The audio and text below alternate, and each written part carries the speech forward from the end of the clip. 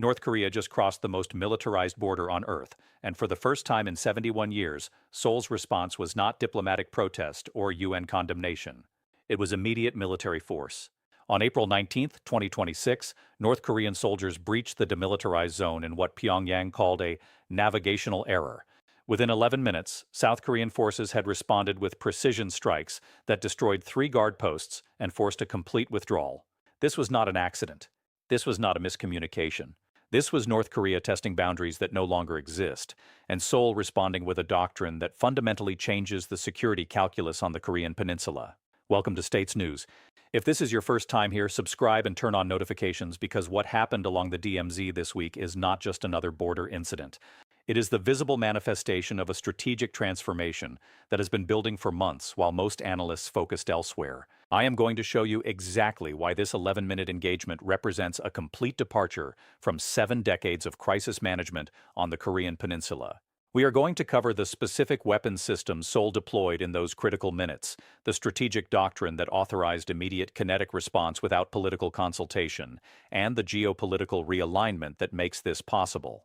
We will examine why North Korea chose this particular moment and this particular location, what Beijing is calculating as it watches from across the Yalu River, and why this incident tells us more about the future of conflict deterrence than any policy paper published in the last decade. By the end, you will understand why the rules that governed Korean Peninsula security since 1953 just changed forever, and what that means for regional stability in Northeast Asia. Now here is where we need to establish critical context, because to understand why Seoul's response matters, you need to understand what the demilitarized zone actually represents and how dramatically the strategic environment has shifted. The Korean demilitarized zone is not demilitarized. That name represents one of history's great misnomers. This 160-mile-long 5-mile-wide buffer zone between North and South Korea is the most heavily fortified border on the planet. More than 1 million landmines saturate the soil. Guard posts equipped with heavy machine guns and artillery stand within sight of each other on both sides. Surveillance systems monitor every square meter of terrain. The military demarcation line running through the center of this zone represents not just a border but a frozen conflict, an armistice that never became peace, a military standoff that has persisted since July 27, 1953. For 7 decades, incidents along this border followed a predictable pattern.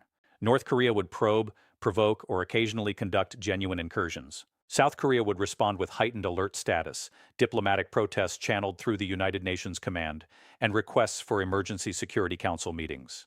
The United States would issue statements of support for its ally, occasionally reposition military assets to signal resolve, and engage in back-channel communications to de-escalate. This pattern held through hundreds of incidents, including the 1976 axe murder incident at Panmunjom, the 1996 submarine infiltration, multiple artillery exchanges, and even the 2010 shelling of Yeonpyeong Island that killed 4 South Koreans. The pattern held because South Korea operated under strategic constraints that no longer fully apply. Seoul's security has historically depended on the United States Forces Korea, approximately 2,800 American troops stationed across the peninsula whose presence serves as both military capability and political tripwire. Any major conflict would automatically involve the United States, with all the escalatory risks that entails. This created powerful incentive for restraint, for crisis management over crisis resolution, for maintaining unstable stability rather than risking catastrophic war. But 3 developments in the past 18 months have fundamentally altered this calculus. First, South Korea's indigenous defense industry has matured into one of the world's most sophisticated military technology exporters. The K-2 Black Panther main battle tank, the K-9 Thunder self-propelled howitzer, and the KF-21 Boramae fighter jet represent capabilities that match or exceed most NATO systems. Seoul no longer depends entirely on American hardware, which creates operational autonomy that did not exist a decade ago. Second, North Korea's weapons programs have evolved in ways that make the old crisis management playbook increasingly dangerous.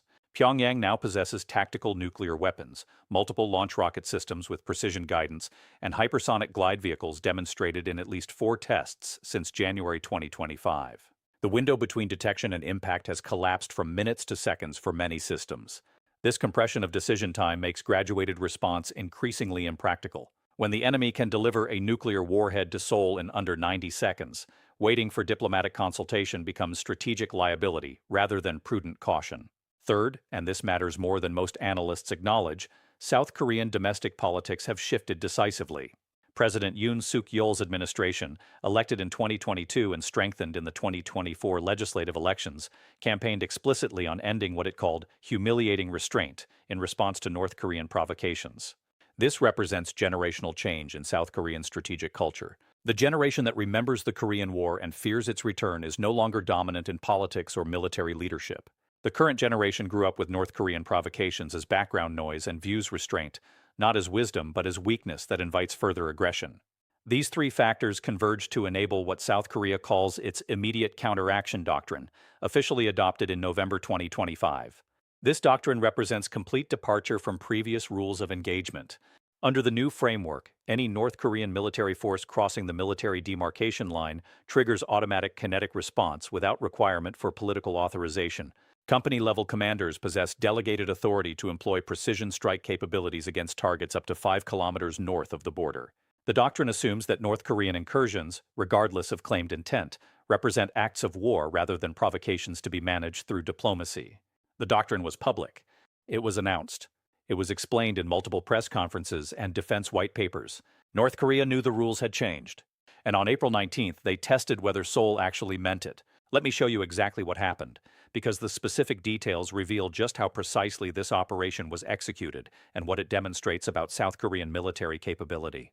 At 0347 hours local time, South Korean surveillance systems detected movement in North Korean Guard Post 291, located approximately 800 meters north of the military demarcation line in the central sector of the DMZ, roughly 12 kilometers northeast of the joint security area at Panmunjom. Thermal imaging confirmed 15 personnel departing the guard post moving south. At 0351 hours, these personnel crossed the MDL at a point where the terrain features a small creek bed that historically provided concealment from direct observation.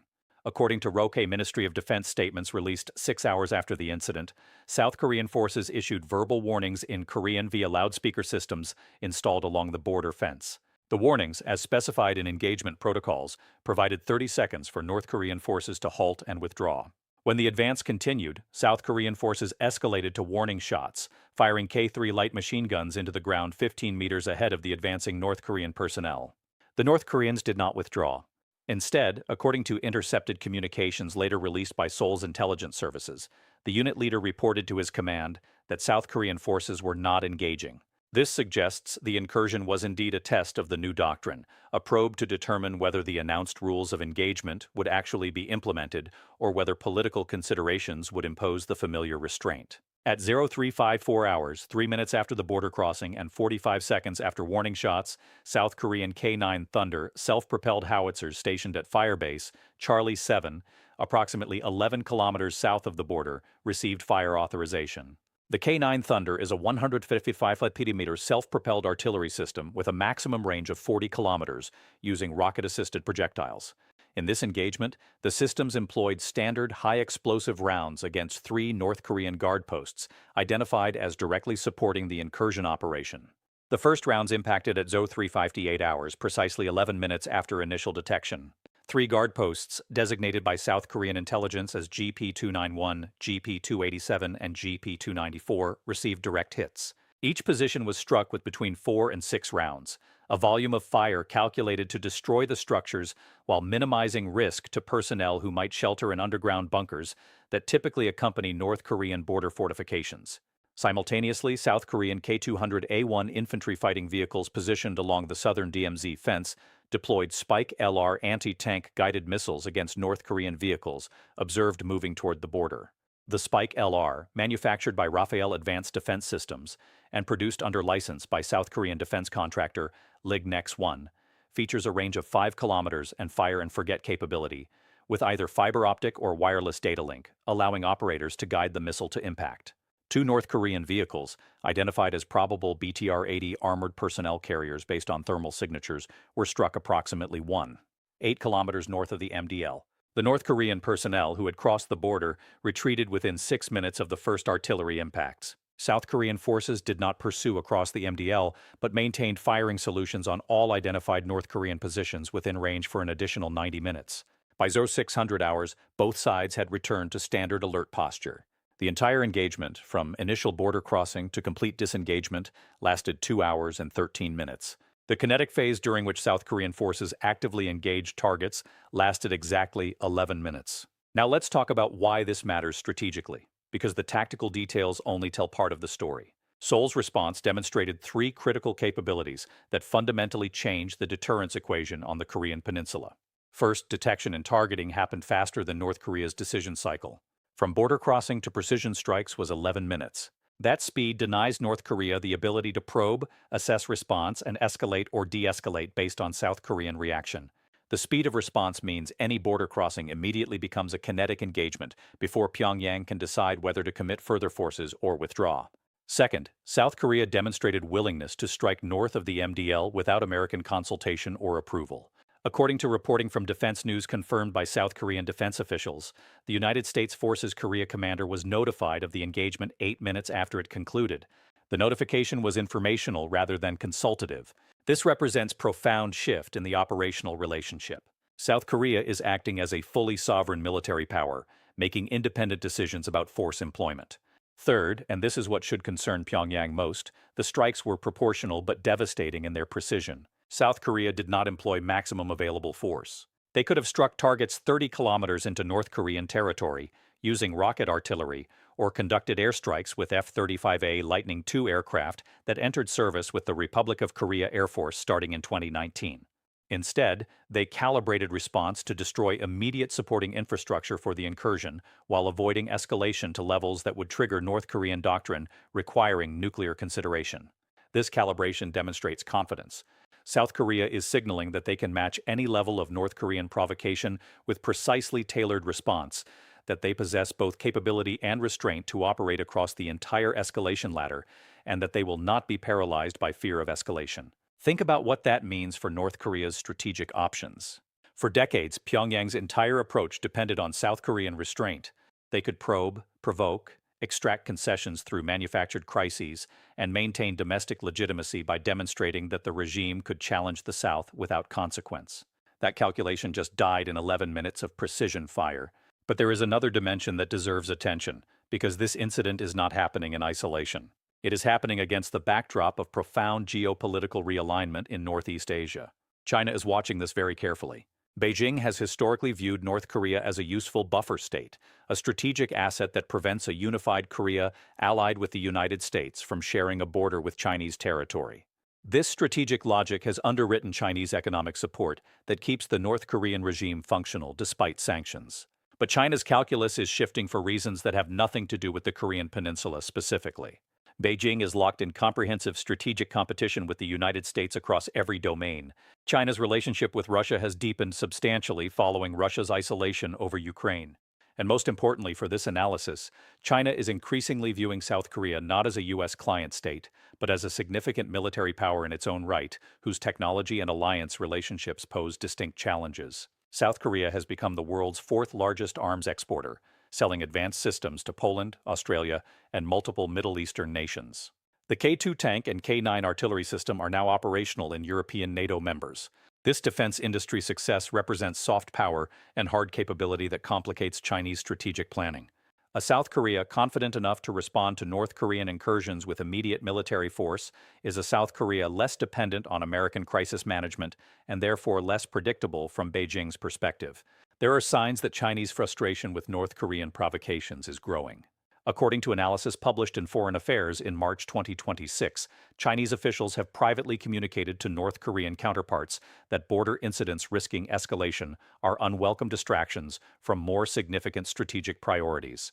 When North Korea tested what it claimed was a tactical nuclear weapon in November 2025, China's public response was notably cooler than previous tests, with the Foreign Ministry's statement emphasizing general opposition to destabilizing actions rather than specifically condemning international sanctions pressure. This creates genuinely novel situation. For the first time in decades, North Korea cannot assume Chinese diplomatic protection from consequences of its provocations. And South Korea is operating with awareness that Beijing's willingness to back Pyongyang in a crisis has limits that did not exist before.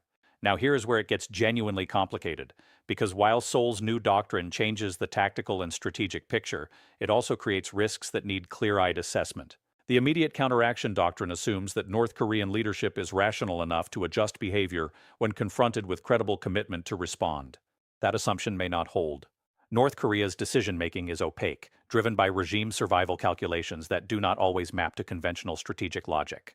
Kim Jong-un may interpret South Korean willingness to strike north of the DMZ not as deterrent, but as existential threat requiring escalatory response to maintain credibility with domestic audiences and military leadership.